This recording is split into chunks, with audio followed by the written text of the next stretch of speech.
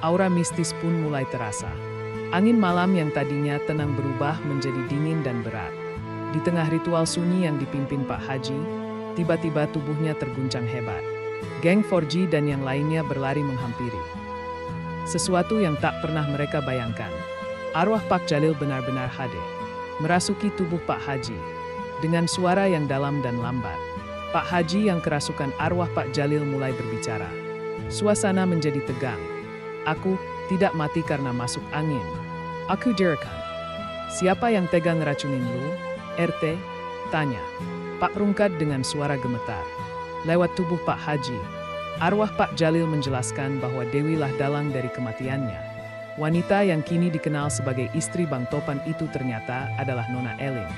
Sosok misterius dari masa lalu yang telah mengubah wajahnya untuk menyusup ke dalam hidup anak angkatnya, Bang Topan.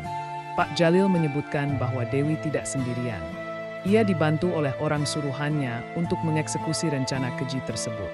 Arwah Pak Jalil membeberkan semua selama proses meditasi berlangsung, semuanya lewat tubuh Pak Haji. Sebelum lanjut mohon subscribe channel ini dan tonton sampai akhir, supaya tidak ada kesalahpahaman yang terjadi dan berikan komentar. Terbaik kalian teman-teman.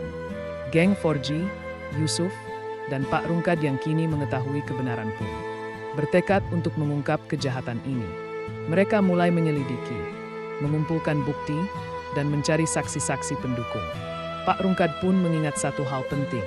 Sebelum meninggal, Pak Jalil sempat mengatakan bahwa Dewi adalah Nona Elin yang telah mengubah wajahnya. Keesokan harinya, dengan bukti dan keterangan cukup, polisi menjemput Dewi Nona Elin di rumahnya. Ia tak berkutik. Bang Topan, suaminya, terlihat bingung dan terguncang. Ia tak tahu apa-apa soal rencana busuk istrinya. Ternyata, Bang Topan pun sebenarnya tidak mencintai Dewi. Ia menikahinya karena dipaksa oleh almarhum Pak Jalil yang berbohong bahwa Dewi adalah ponakannya sendiri.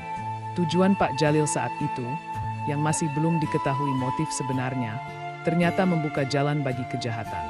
Namun malam itu, semua misteri terbuka. Wajah asli Nona Elin terkuak, dan kedamaian bagi arwah Pak Jalil mulai terlihat. Pagi itu langit mendung, seakan tahu bahwa sebuah kebenaran. Di rumah tua bercat krem milik Bang Topan, suasana berubah mencekam. 3 mobil polisi berhenti di depan pagar. Beberapa warga mulai mengintip dari balik jendela. Dewi baru saja keluar dari dapur, membawa secangkir teh untuk suaminya. Tapi langkahnya terhenti ketika melihat seragam-seragam. Coklat tua memasuki halaman. Bu Dewi, salah satu petugas menegur.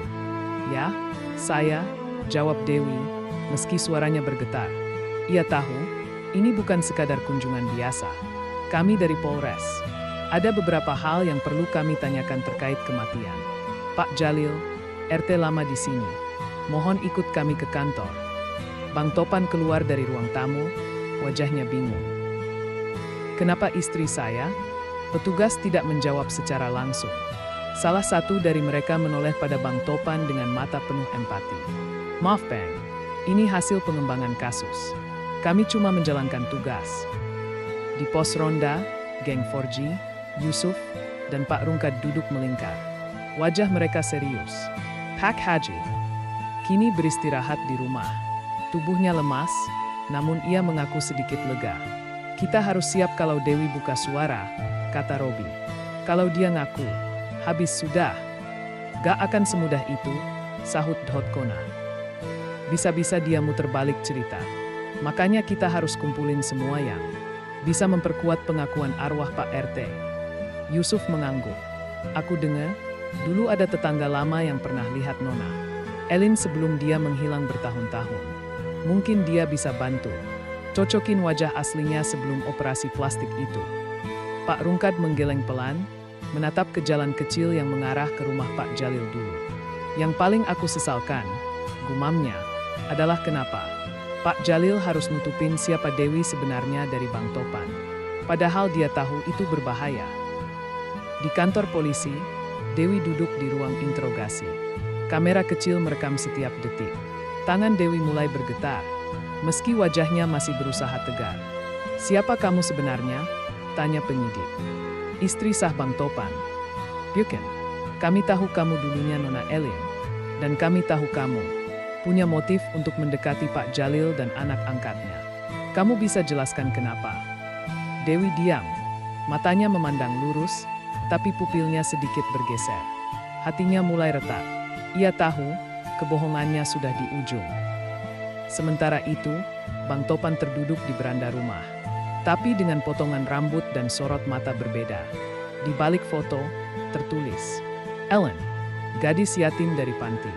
Jangan biarkan ia tahu siapa aku sebenarnya." Air mata Bang Topan jatuh.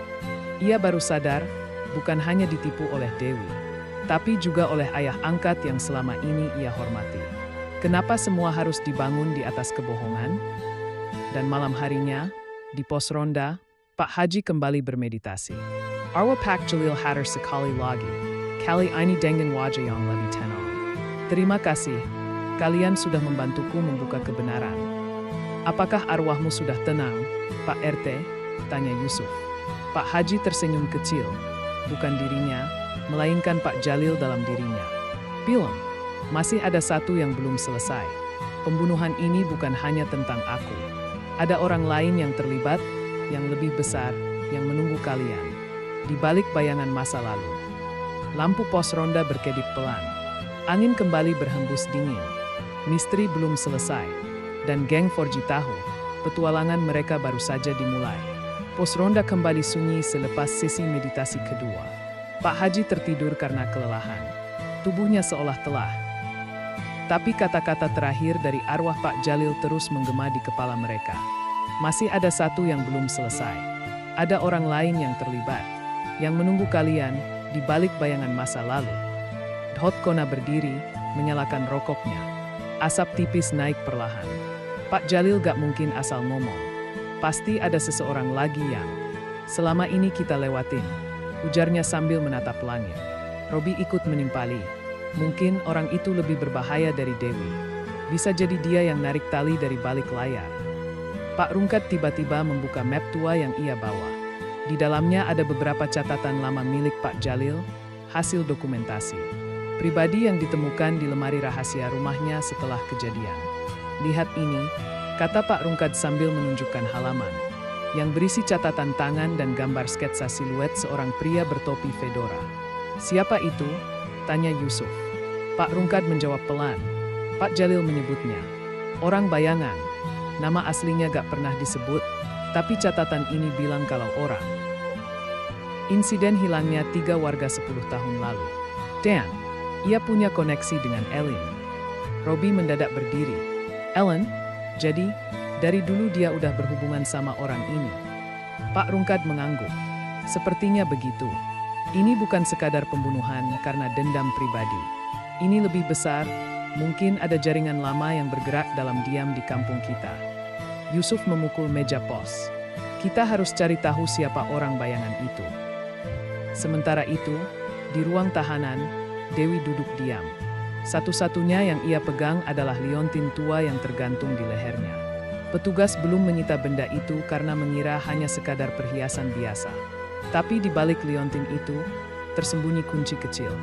Dewi tersenyum samar. "Kalau mereka berpikir semuanya selesai setelah aku ditangkap, mereka salah," bisiknya. "Selama dia masih hidup, tak akan ada yang aman." Di rumah Pak Jalil yang sudah lama ditinggal, malam itu terdengar suara langkah pelan. Seseorang masuk diam-diam lewat pintu belakang.